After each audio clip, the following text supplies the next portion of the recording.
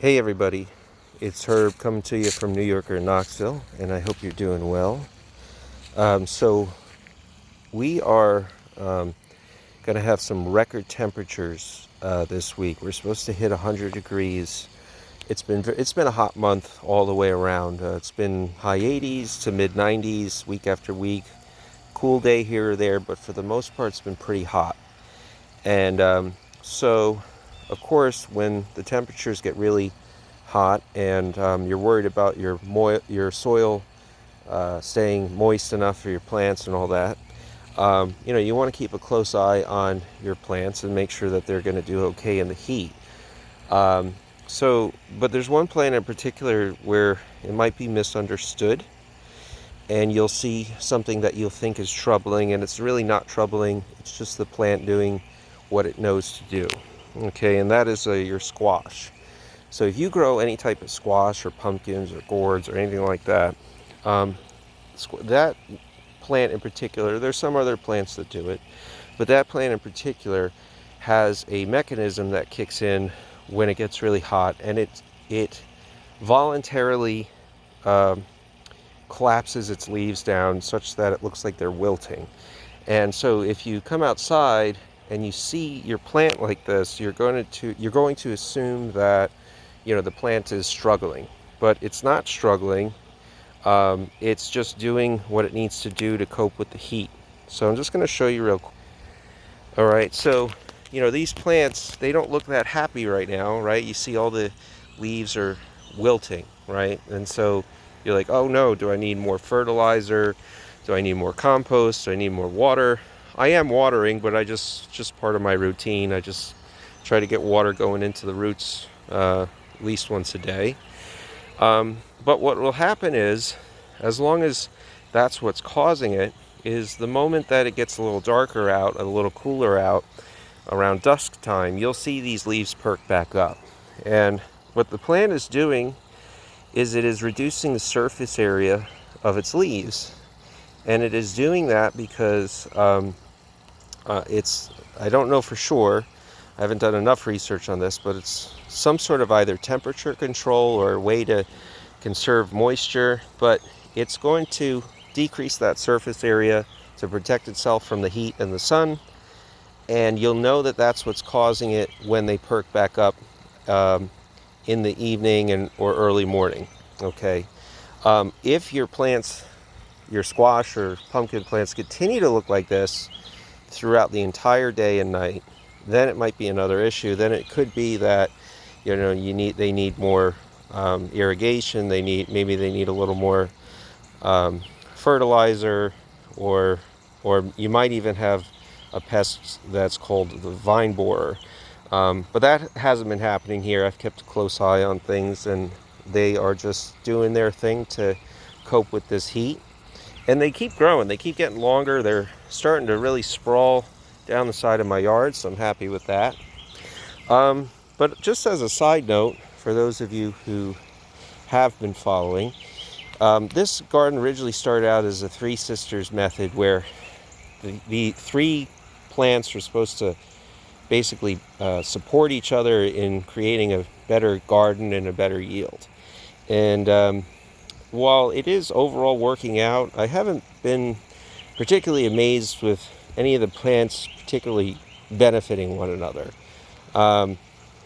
The argument for having squash in your Three Sisters garden is that it's supposed to be a ground cover and also some sort of protection. The idea is that these big leaves are supposed to sprawl out, cover your soil so that it blocks out the weeds and it protects the soil from evaporation.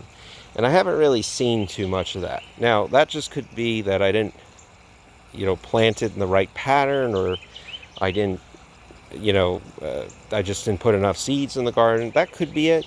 But the fact that these plants on purpose will shrink down their leaves and allow sun to hit your soil is kind of contradictory to me thinking of this crop as a cover crop. I want a cover crop to protect the soil during the hottest periods, and this doesn't really seem to be doing that. It also really hasn't provided that much protection. It's provided a little bit of protection, but these animals are still getting to my other plants. So that theory, at least in my garden, has not really been supported based on how I've seen these squash plants working. The bean plants are getting hammered. The early seedlings got hammered, and now it looks like I'm losing beans as soon as they're popping out on the plants. So I have very low expectations for my bean yield this year. I'm smarter for next year because now I'm gonna be way more proactive with how I protect my seedlings, as far as setting up cages and spraying them with some sort of Tabasco repellent that is supposed to keep the rodents away, the rabbits and the squirrels and all that.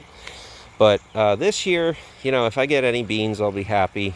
But it's a learning experience. What I will say is good for the Three Sisters method is that I am growing a lot of stuff in a small area. So as far as that goal goes, the Three Sisters is doing its job. I just don't find that these plants are really any particular benefit to one another. They're just happening to grow together without causing too many problems. So that's kind of my take on the Three Sisters. Probably will do it again next year, but I'm just going to be more proactive in terms of prevention and protection for my plants.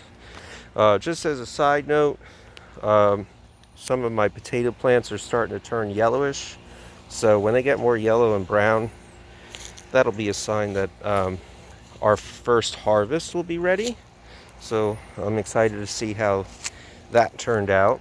And then my walking onions are doing really good. They just keep growing and multiplying. And this one pot, I started with one pot here. I had to break it apart because they actually started growing more like bunching onions, and they were all there. It was just too dense. So I broke those up, and now these onions are starting to take off. And now these onions are starting to make more onions at the top. So here you can see these bulbils. This is a more mature occurrence here. You're seeing nice big bulbils at the top of these plants. So those can all be broken apart and planted, and those will make new onions as well. You can also use them as shallots for cooking. So if there's one plant that has had no setbacks whatsoever and just keeps growing and keeps producing, the walking onions are definitely it. I think everybody and anybody can grow these, regardless of whatever else you're trying to grow in your garden. And pretty sure by next year I'll have an inexhaustible supply of like scallion type onions from this, and then probably shallots as well. So anyway, I just wanted to share that about my squash plants, and then just about how the overall garden's doing. And let me know if you have any thoughts on if you've tried the Three Sisters method, if you have any ideas about things that might make it go a little smoother than what I've experienced. So overall I'm happy. Things are growing. Things have survived a lot of setbacks, but I'm probably going to have to do things a little bit smarter next year if I decide to do another Three Sisters garden. All right, thanks for joining me, guys, and have a good one. Oh, and please like, share, subscribe. We always appreciate that.